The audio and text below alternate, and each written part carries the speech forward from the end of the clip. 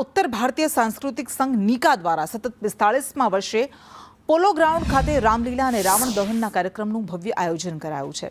રાવણ દહન માટેની તૈયારીઓ શરૂ કરી દેવાઈ છે। રામલીલા બાદ 50 ફૂટ ઊંચા રાવણ અને 49 ફૂટ ઊંચા કુંભકર્ણ અને મેઘનાદના પુતળાનું દહન કરાશે। આ પુતળા લખનૌના કારીગરો દ્વારા બનાવવામાં આવ્યા છે। उत्तर भारत सांस्कृतिक संघ द्वारा छेल्ला 44 वर्षथी रामलीलाનું મંચન કરવામાં આવે છે અને એ પછી રાવણ દહન અને ભવ્ય આતિશબાજી કરવામાં આવે છે। એ જ સંદર્ભમાં આ વર્ષે પણ પોલો ગ્રાઉન્ડ પર 45મી રામલીલા નિકા દ્વારા યોજવામાં કાલે આવશે અને એ પછી આતિશબાજી અને ભવ્ય રાવણ દહનનો કાર્યક્રમ થશે।